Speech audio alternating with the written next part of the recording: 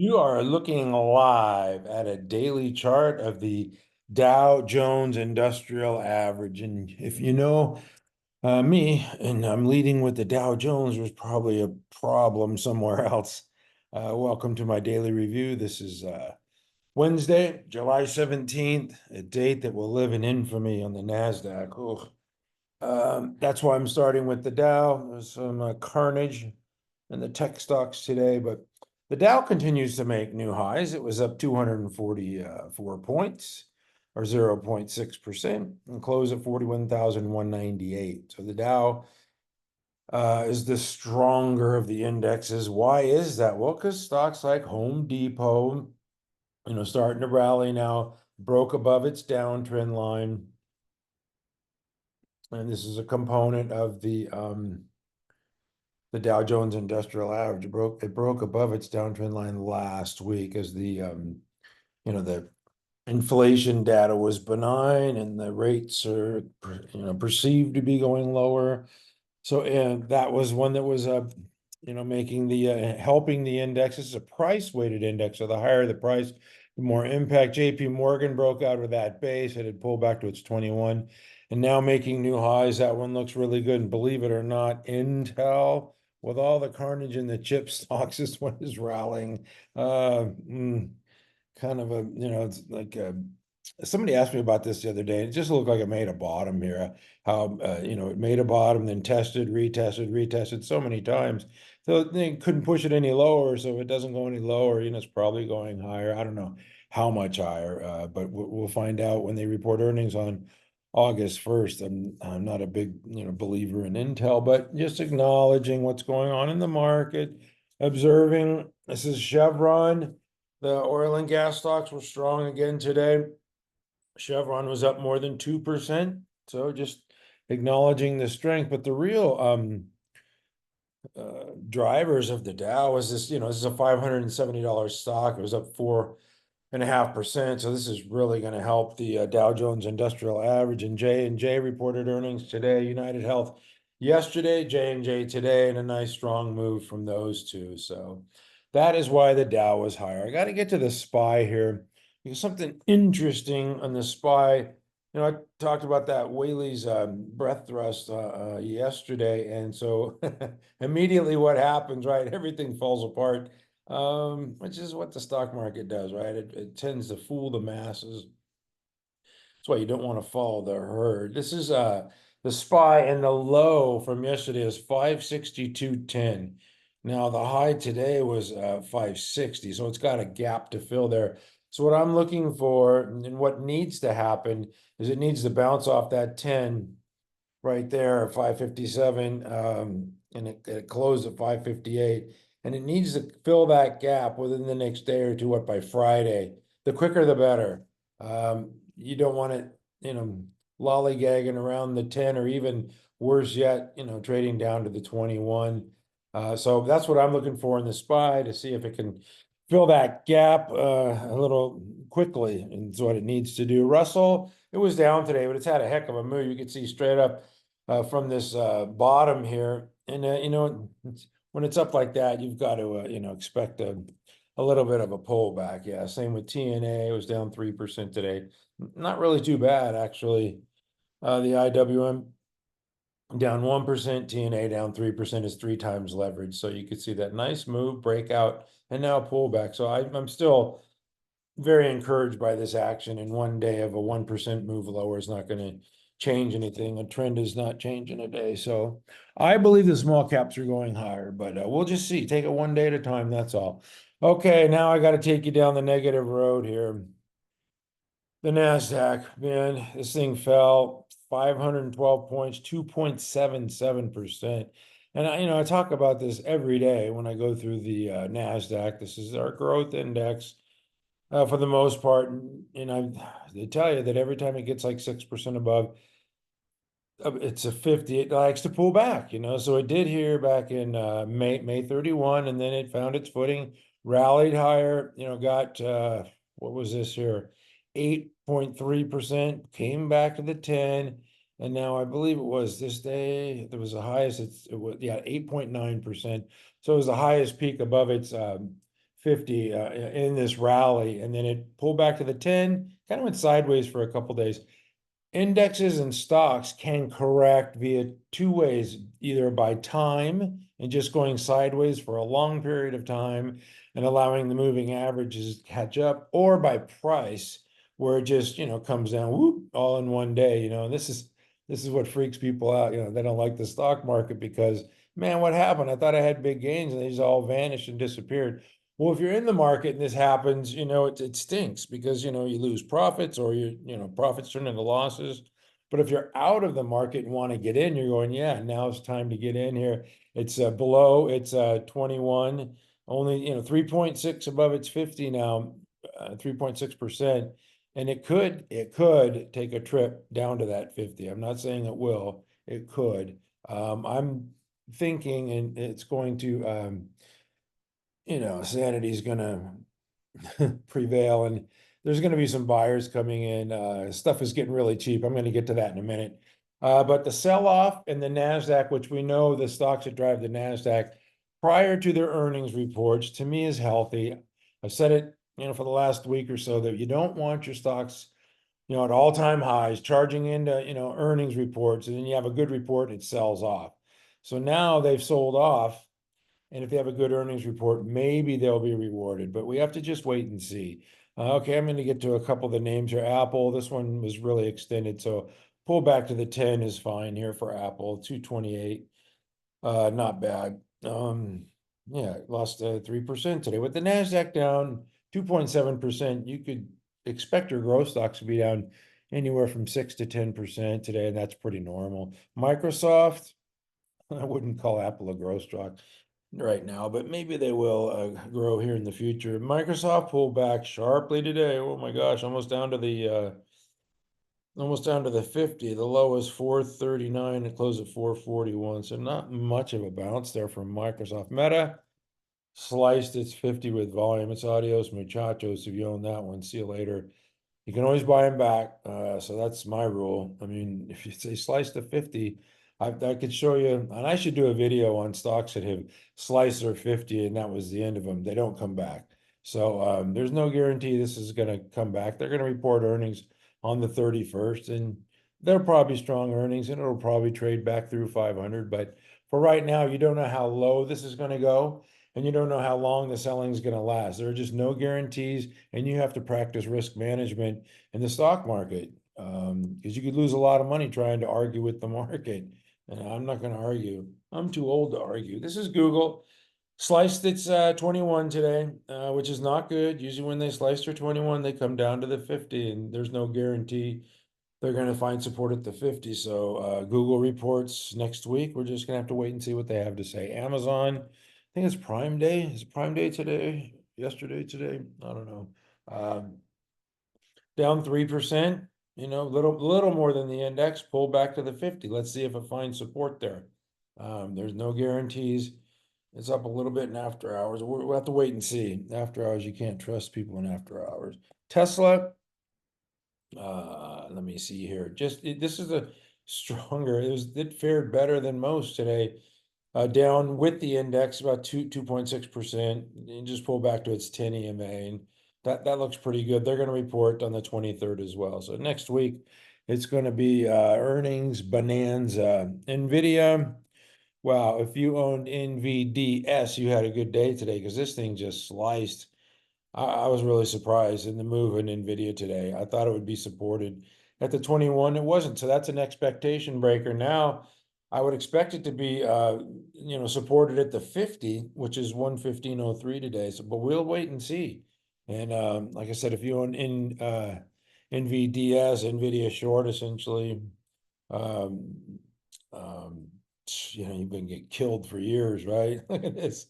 But you had a day today, 10%. Every dog has their day. Anyway, just some stocks here that are just, I think, I don't know. There's no really rhyme or reason for this, for it to be. This is AMD here, 187, last week, 186.99 on the 12th, opened, what was it? Monday was the 15th. It was still 185, and now it's 159. For it to drop, 26 points, in a couple of sessions. They're going to report earnings soon. If you're like a Peter Lynch type of person, it's the product, the stock, the business, the balance sheet, and you're just getting a good quality stock at lower prices. How low it will go, I don't know. It's below, it's 50. Maybe it comes down to it's 200. I don't know. I'm just gonna have to take it day by day and just wait and see. But once they're below the 50, I'm skeptical.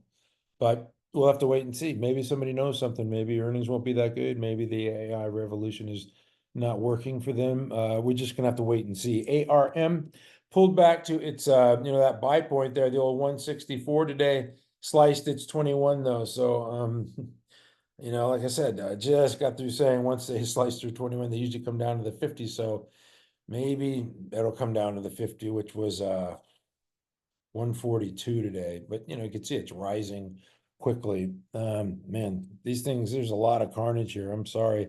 Hide the women and children here. My goodness.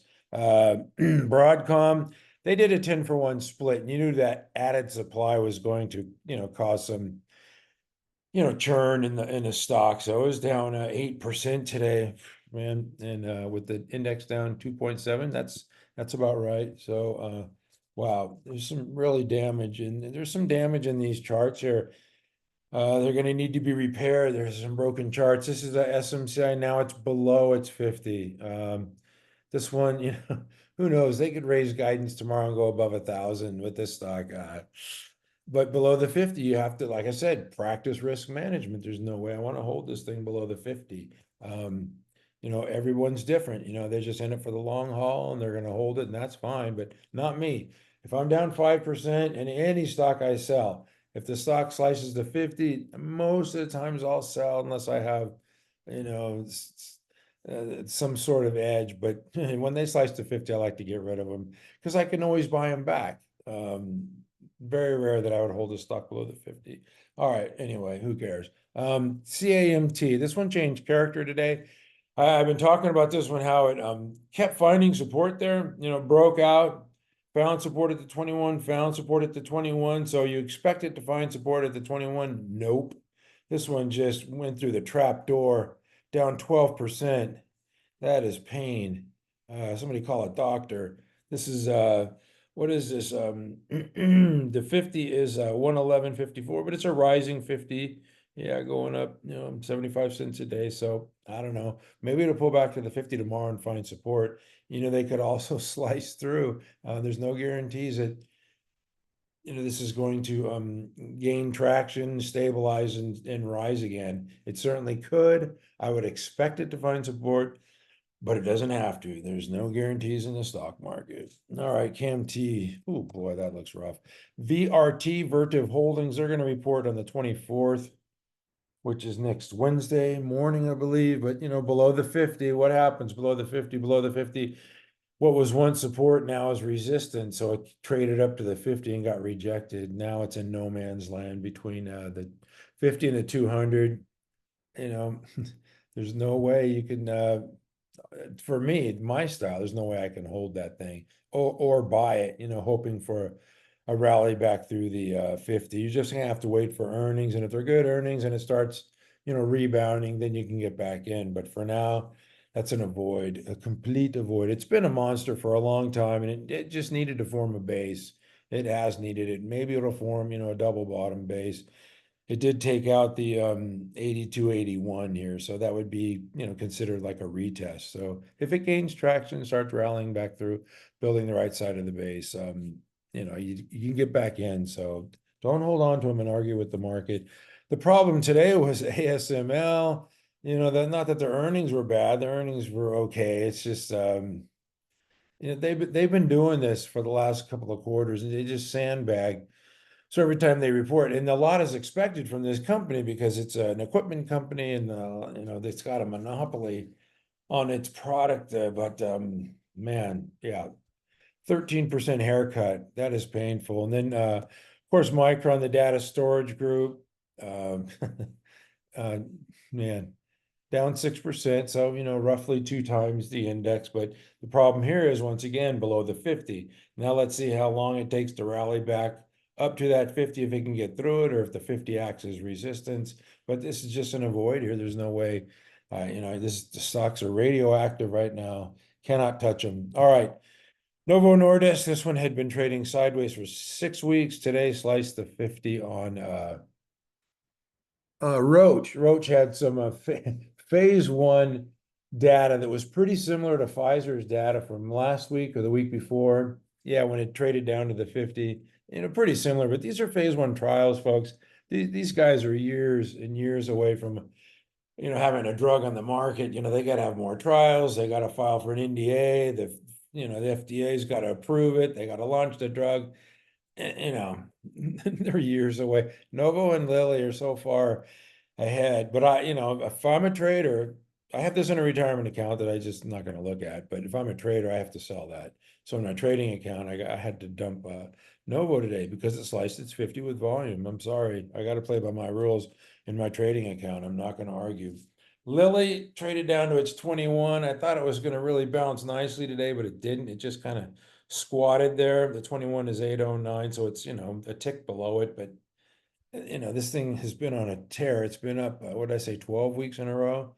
Yeah, so if it pulls back this week, 4.5%, I don't know, maybe it'll be an opportunity to get in. They're not as reliant on weight loss drugs as Novo and diabetes. They have a little broader pipeline and a catalog. They have earnings due on the 8th, and I think Novo's the day after, or maybe the day before. Yeah, the day before. So anyway, Viking, of course, they don't even have a drug on the market. They don't have any sales. So when news like that comes out, it's competition. Although Viking's product is completely superior, but once again, they're eons away from launching a drug. And, first of all, they got to file an NDA. They have to get approved by the FDA, and then they got to launch the drug. And then, they're ways away. They're hoping for a buyout. Down 12.5% today. So there was just a lot of damage here in the market. Speaking of which, CLS, which had been, in that little Darvis box, I talked about this yesterday, how I liked it above the 6106, as it broke out of that box. But when it's back in the box, and that's no bueno. I'm not interested. It's got to jump out of the box here. So anyway, it could, tomorrow could bounce and, but you just got to watch them day by day, but this is not a good move, down 10% back in the box after it already, broken out of it. So what's in the box? These are electrical contracting manufacturing stocks. Sanmina still looks pretty good here, Sanmina. Not much of a move here today, 1.9%. So that one is holding up pretty strong. They're going to report on the 29th. And FN is another one of these electrical contracting manufacturer. This one pulled back a little sharper, nearly 5%, but still, above its moving averages. So that's what I like. I want to see stocks, showing strength and not just cratering below their 50. My goodness, such carnage today. Deckers, which made this low here and then kind of rallied. Today it got above this this sell-off day here, which was what?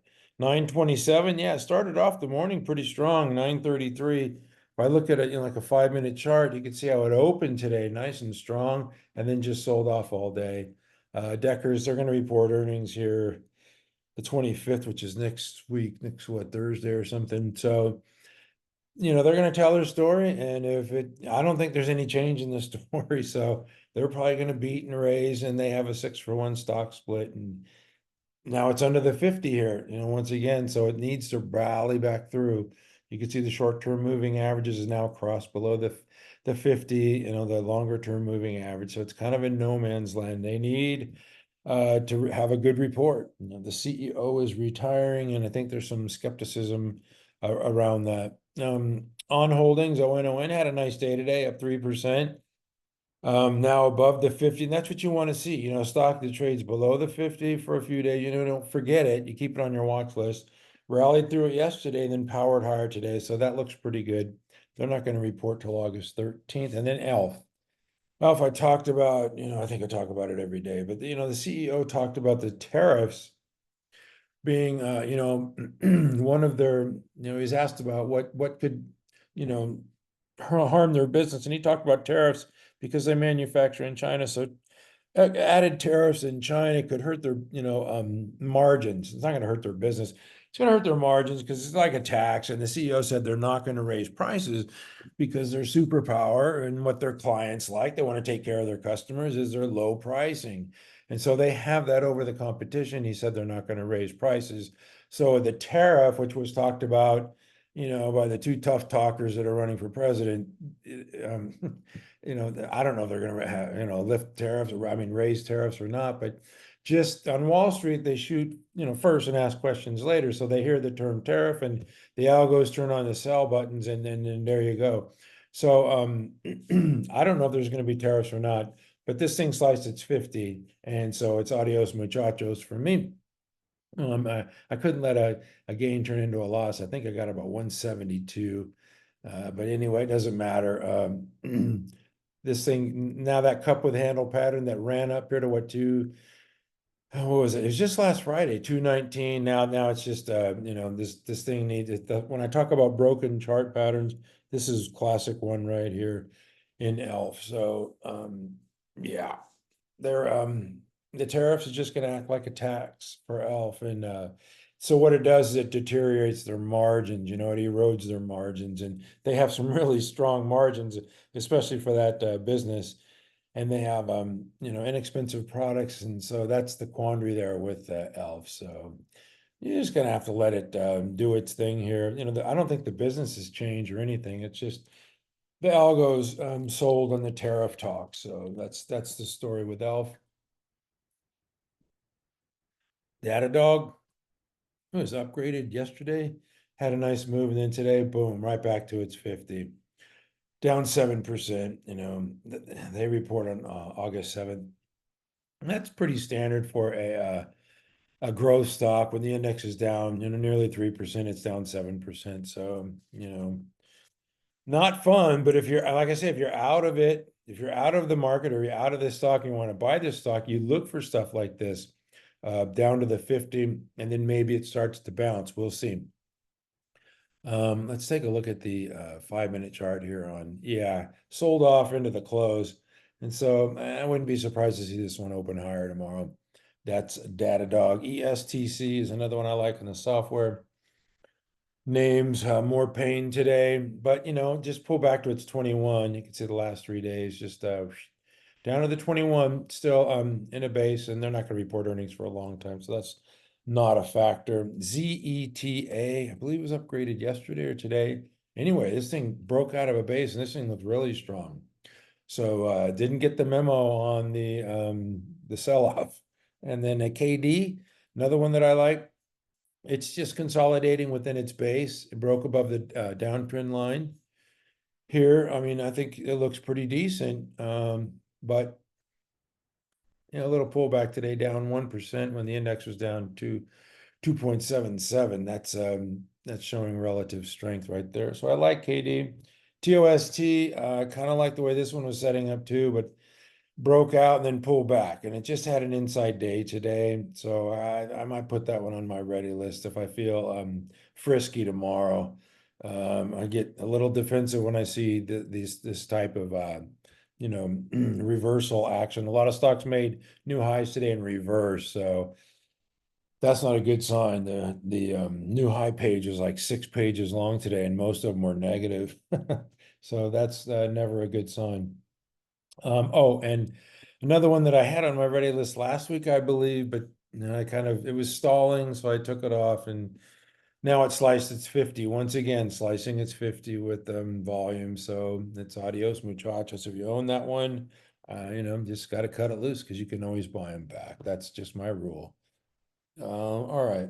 Enough of the carnage, right? I got to get to some of the good stuff here. I believe the oil and gas stocks were doing okay today. This is VNOM. It was up most of the session. Looks like it probably sold into the close, down 10%, big deal. Yeah, it was up most of the session. Gosh, yeah, okay.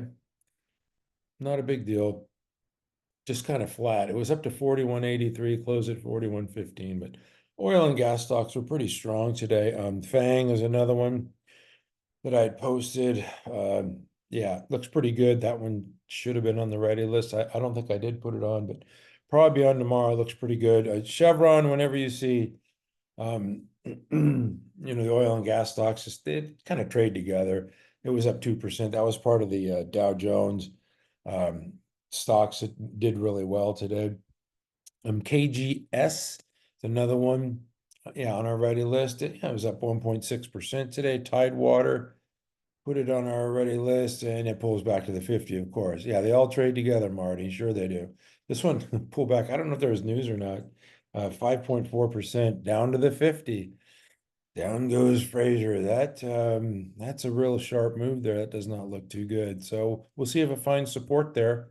Maybe it's giving folks a chance to get in. Weatherford, I didn't look at this one today either, but man, down 4.2%. So gonna keep my eye on those two. It came right back to the old buy point here. See it was at this buy point, broke out, was screaming higher, what, like 5, 6 days in a row, and now a sharp pullback. So it got the sell-off memo. HES. This is Hess Corp and breaking out of a downtrend here, above moving averages, up 2.5%. So that one looks pretty good as well. The XLE, I believe, was up today. Yeah, a lot of sectors were up today. XLE and the XLV, the healthcare. Yeah, it was just mostly tech that got hammered. XLF, I believe the finances, yeah, they were up because of, the anticipated interest rate cuts. So anyway, that's enough of that. ATGE, the Education Services Group, this one broke out and is trading higher. ATGE looks fantastic. APEI, another stock in this group. American Public Education, just forming a base here. You could see I would kind of like that one if it was closer to its moving averages. It's forming a base, so one that I'm going to keep my eye on. If that group continues to improve, it's a top 50 group. This is Skillsoft, and definitely had a nice day today, up 3%. Broke above all of its moving averages. You could see the short-term moving averages now trading above the longer term moving average. You can see the relative strength line here, this blue line trading above the moving averages. So I kind of like this one, Skillsoft. I'm going to keep it on my watch list. A mini micro flea of a stock, 143 million, but that's kind of what's working now, the micro cap and the small cap. All right. The last group that I'm going to do, and I'm lying, CINF. This is an insurance company. They report earnings on the 25th, but it's not going to wait for earnings. It's just, rallied through the 50, pulled back to it, shake some people out. Now it's been up, I don't know how many days in a row, 8, 9, making new highs today. So that's Cincinnati Financial and Insurance Company. Jackson, no, I didn't have that on my ready list. Kind of waiting for handles here, and some of these are just driving right through handles. They're just going higher, and then some of them are pulling back and cratering. So kind of tricky market. This is Jackson. It was just flat. I would like to see it pull back a little bit, get closer to that 10 EMA.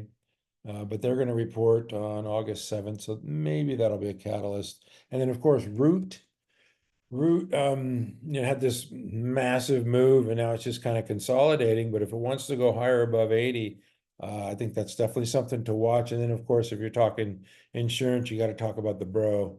And this one kind of just going sideways, but flat on a down day like today is pretty darn good. All right, I've got to get to these regional banks. HBAN, I did put this on the ready list. They're going to report on the 19th, which is Friday, so be aware of that. This is in the KRE, the regional banking group, and these ones have been really improving. And you can see this is an ETF. It's just been blasting higher, so they look good. These are smaller regional type banks.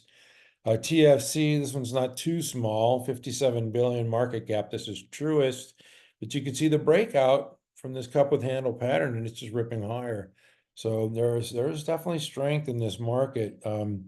OZK, just got to be careful of the earnings dates. This is today, so they're reporting right, the 17th. I don't know. I have to look at this. There's a bunch of companies that reported tonight, and I'm going to get to those in a minute, but this is looking good. A double bottom base pattern and showing strength through the moving averages. There's nothing wrong with that. And a couple more. I'll just go quickly because I don't think too many people are interested in these. smaller banks just showing strength there. SNV, this is a 6.6 billion market cap and looks pretty darn good. And then FCF, this is First Commonwealth, the 1.7 billion market cap. Just showing strength. I mean, these things are up every day, so wouldn't be buying it here, just observing the strength, you know. So anyway, that's it for me. Except for I lie in honor of the great Steve Jobs. I have one more thing, and that is earnings tonight. And there were some stinkers when I was watching. This one's flat after hours. I believe they missed top and bottom, but I don't know. I'll have more in the morning on these. These are not market moving at all. Kinder Morgan, oh, down after hours, they hit a double. They missed on the top and bottom line, so should get a little haircut tomorrow with that type of earnings report. STLD, steel stock. I don't know. I didn't listen to the report. I don't even know if it's out yet, but it's up after hours. I'll have more on the in the morning on these stocks.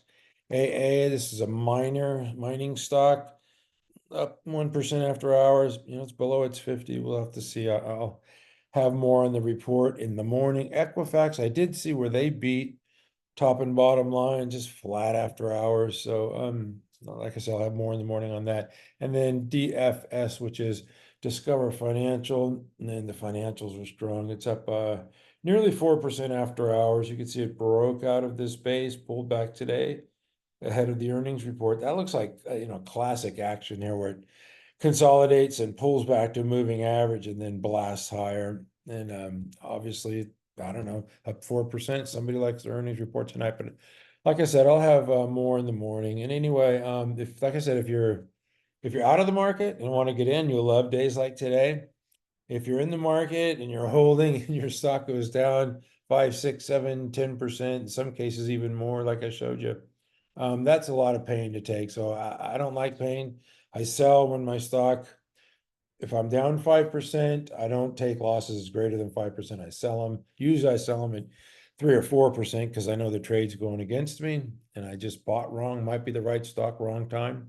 And then when they slice through 50, I get rid of them. So, and then also when a stock like ELF, you know, I have profits, you know, 170 to like 220 and I didn't sell it. Why didn't you sell it? You dummy, you're up $50. Well, I was expecting it to find support at the moving averages and it didn't. So, so I just can't allow a profit to turn into a loss. So I had to sell that one today. So quite a bit of selling for me today. Two of my faves, Novo and ELF. So had to say goodbye, but maybe we'll meet up once again. Anyway, that's it for me at mcstockcharts.com. We never, ever give up. Hang in there, folks.